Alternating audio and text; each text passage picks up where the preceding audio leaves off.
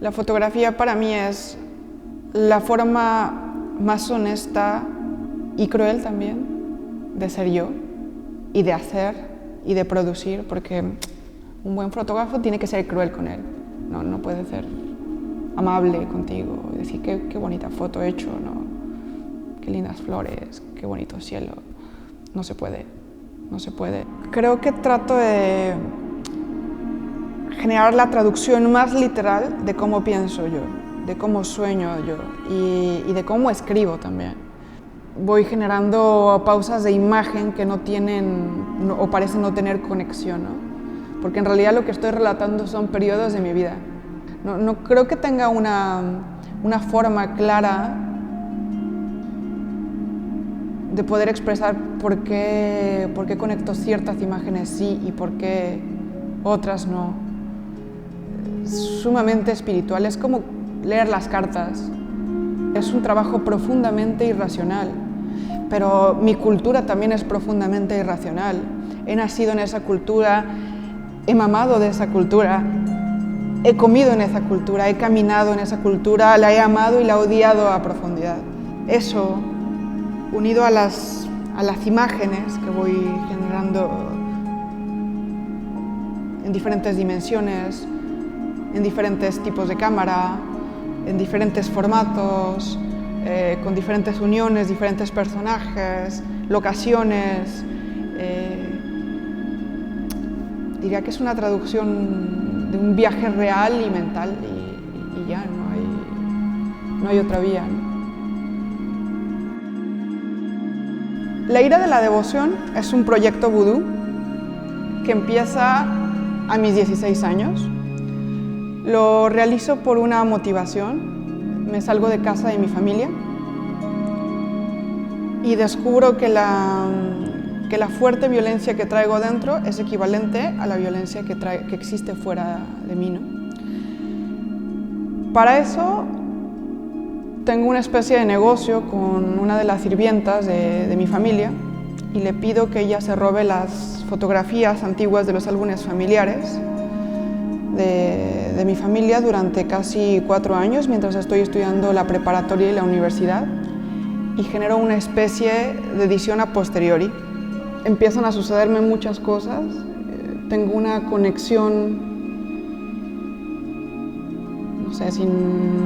random, sin ninguna búsqueda con muchos fotógrafos, porque yo hacía performance y empiezan a buscarme algunos fotógrafos de prensa. Entre ellos me hago amiga de un chico que hacía nota roja. La nota roja es un tipo de periodismo cuyo fundamento es fotografiar asesinatos y torturados en las ciudades principalmente. En ese momento explota la guerra contra el narcotráfico en mi país y yo estaba viviendo con este fotógrafo que me había ofrecido su casa. Cuando él se suicida, me ofrecen su trabajo, sus amigos, porque sabían que yo vivía la vida al día a día y necesitaba algo para mantenerme, ¿no? Para terminar mis estudios. Y estaba viviendo por un shock emocional muy intenso y lo que vas viendo dentro del trabajo también es la conjunción de eso, ¿no? Del shock de haber abandonado mi familia, de haberme quedado sin lo que conocía, de abandonar los rituales de vida, pero también de perder al que probablemente fue el mejor amigo de esa época en mi vida. Y descubro que el terror es desbordante. Y hay tanto terror en todo, pero he perdido tanto y estoy en un estado de locura tan profundo que ya no siento emoción por los muertos. Lo que siento o lo que me provoca emoción son las imágenes del infierno que veo alrededor de esos muertos. Una de las imágenes más punzantes de mi trabajo es un niño que aparece en la madrugada, a las 3, 4 de la madrugada, en una zona donde había habido un asesinato, y el niño caminaba con mucha tranquilidad, como si no sucediera nada. Había absorbido el miedo. Y ese reflejo lo trato de representar en todo mi trabajo. soy mexicana y al ser mexicana se siente la pulsión de muerte constantemente en mis historias, en mi necesidad de entender la vida, en mi necesidad de descubrir qué hay más allá de lo que estoy observando. Al observar los archivos antiguos de mi familia descubro una cosa extrañísima, que es que mi familia practicaba brujería por muchas generaciones, porque mi madre, igual que mi abuela y mis tías, lo hacían, pero yo pensaba que era como algo ocasional y parte de su propia locura y de su forma de entender el mundo. Pero va pasando el tiempo y me doy cuenta que no es así, que eso está documentado muchas generaciones atrás, 100 años atrás o más. Veo cartas, veo fotografías, descubro el matrimonio de mis abuelos, otra imagen apabullante, precisamente porque mi abuela tenía 14 años cuando se casa con un hombre de 30. Ella es prácticamente regalada o vendida a este hombre. Ella está súper triste en ese momento de su vida. Y descubro una cosa no solamente inusual, que no había nadie sonriendo en ese momento, incluyendo los niños, sino que aparece una segunda mujer atrás de ella. Hay un fantasma. Y ella insistía en que nosotras veníamos, todas las mujeres de esa familia, de un linaje de brujas. Y ese linaje se convierte en la motivación para querer llevar a más un análisis psicológico, ¿no? de todo lo que me estaba sucediendo. A partir de eso es que me generó varias hipótesis.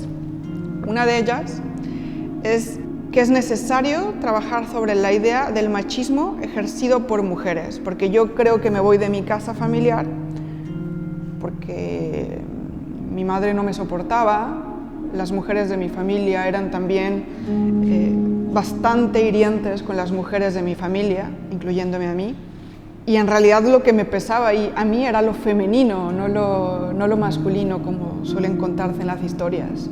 Y de verdad que estaba entre mis fantasías más profundas de infancia nacer de un hombre, porque lo femenino era demasiado violento, demasiado intenso. A eso le voy uniendo la idea del pensamiento mágico, esta capacidad de creer en alguna religión o creer en un dios o en los demonios. Es algo que a mí me ha costado muchos años y mucho trabajo de entender porque mi pensamiento es naturalmente pragmático. A esto sigo uniendo otra teoría muy interesante, que es la epigenética, una forma de leer de dónde provenía este odio, ¿no? La epigenética es una teoría psicológica y también científica que dice que todos tus traumas y todos tus demonios vienen en tu sangre, entonces es imposible escapar de ellos. Y para poder,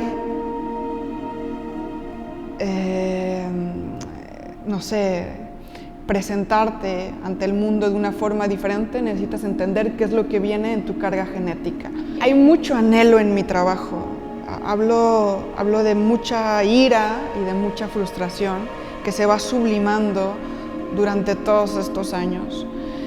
Entre estos anhelos está el haber sido médico. Yo quería ser médico como primera profesión y no lo puedo lograr por mis ansias y mis deseos de libertad muy tempranos y de demostrar que algo es incorrecto frente a una cultura que me dice que es correcto adorar a una madre, ¿no?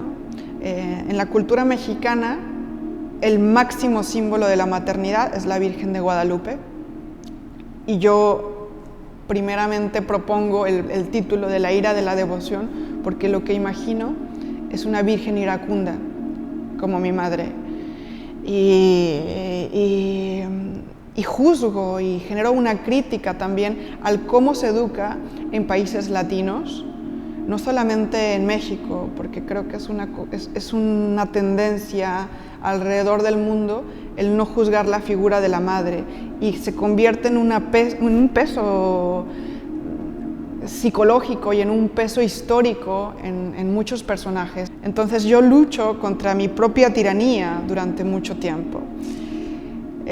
Y cae el peso de la religión en todo mi trabajo. En el momento en el que vas descubriendo imágenes de personajes a los que los someto a dolores o a momentos de horror. Hay otra línea de donde se contagia mi trabajo, y es el performance vienés. El performance vienés es una época en la historia del arte donde se utilizaba el cuerpo para poder transmitir un sentimiento muy profundo que no podías rescatar con una obra plástica directamente. En este periodo descubro que hay una necesidad de generarle dolor a las personas en mí. Entonces a los hombres que están cerca de mí, amigos, los someto a situaciones extrañas. A un chico en Francia lo pongo durante 4 horas en el sol y dejo que las palomas le hagan popó mientras yo espero para fotografiarlo, para que se ponga más rosa, para que sienta su cuerpo ese dolor que yo quiero emitir. Le quemo la lengua a uno de mis amigos como un acto de brujería que aprendo de una de mis tías, y es el deseo de que mi familia no recuerde mi nombre, se olvide de mí, ¿no? Hay una enorme influencia de Goya, pero muy contemporáneo, ¿no? Hay un periodo en que yo tengo la necesidad de viajar y quiero viajar, pero tenía muy poco dinero, entonces me tomaba autobuses y me iba al lugar más económico que me encontraba. Y llegué a un pueblito en una región de México que se llama Zacatecas. En ese lugar la gente no tenía perros ni gatos como mascotas, sino que tenía águilas. Y una persona que me alojó me dijo, oye, hay que darle de comer al águila, hay unos pollitos que van a nacer. Entonces agarré los pollitos, lo lancé y se alimenta, lo va devorando, y es como Saturno devorando a sus hijos, y siento, tengo esa percepción de poder narrar eso que viví y que para mucha gente parece casi imposible de que hubiera existido tanta violencia en un periodo corto de tiempo, ¿no? Que creo que eso es lo que mueve el proyecto. Voy moviéndome también por muchas ideas sumamente espirituales que al final de estos años las he podido aceptar como parte de mí. La creencia en la reencarnación se presenta en mi proyecto de una forma pujante. Una de las imágenes más extrañas también del álbum familiar es una niña que parece como no con mucho género, porque no parece muy bien formada en su rostro y en su cuerpo, pero yo simplemente había reconocido esa imagen de mi álbum porque había vivido con ella. Cuando llego por primera ocasión a Francia, me subo al tren y traía la fotografía conmigo porque me llamaba la atención y tenía una obsesión con ella, y me encuentro una mujer idéntica a la foto. Hay como un desenlace súper extraño en mi trabajo, porque va mucho más allá de lo fotográfico y mucho más allá de lo escrito y mucho más allá de lo visual. Es un testimonio de la espiritualidad, quizás.